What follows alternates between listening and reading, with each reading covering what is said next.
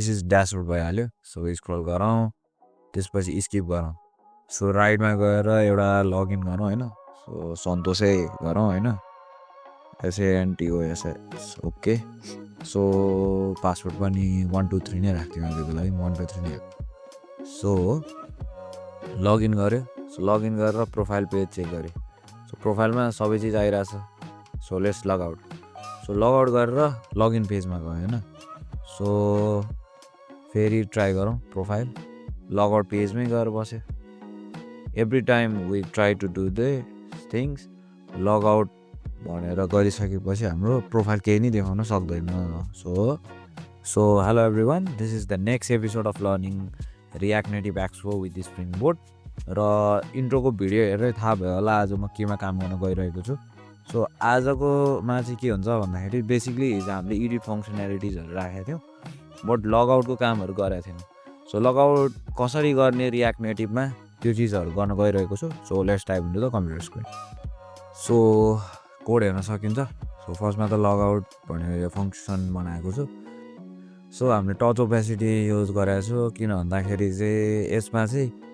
होभरहरूको फिचर्सहरू छैन सो त्यही भएर टच ओपेसिटी भनेर युज गरेको छु जस्ट भित्र चाहिँ मैले स्टाइल राखेको छु लगआउट बटन भनेर सो त्यो प्रेस गर्दाखेरि चाहिँ हाम्रो एउटा फङ्सन रन हुन्छ ट्राई क्याच ब्लकमा दुइटा होइन यदि हाम्रो के छ भन्दाखेरि चाहिँ असिङ स्टोरेज युज गरेका छौँ असिङ स्टोरेजमा हामीले के सेट गरेका छौँ भन्दाखेरि ड्राइभर र जेसन डट स्ट्रिङिफाई भित्र चाहिँ हामीले जुन एपिआईको डेटा हुन्छ त्यो ल्याएर राखेका थियौँ अगाडि जुन हामीले ड्राइभर ड्यासबोर्डमा गरेको थियौँ सो त्यो चिजलाई चाहिँ अब रिमुभ गर्नु पऱ्यो सो एड गर्नुको सट्टा हामीले रिमुभ गर्नु पऱ्यो so using storage dot remove item driver गर्ने त्यसपछि router dot replace so router it is generally use for के को लागि युज हुन्छ भन्दाखेरि चाहिँ यसले चाहिँ हाम्रो के गर्ने भयो भन्दाखेरि चाहिँ नेभिगेसनमा हेल्प हुन्छ सो अलरेडी हामीले प्रोफाइल पेज गर्दाखेरि के पेज देखिन्थ्यो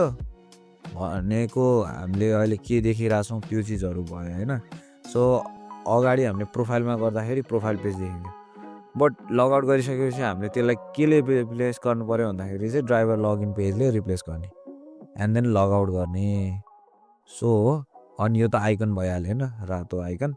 सो यसरी चाहिँ हामीले लगआउट इम्प्लिमेन्टेसन गर्न सकिन्छ हाम्रो रियाक्ट नेटिभ एक्सपोमा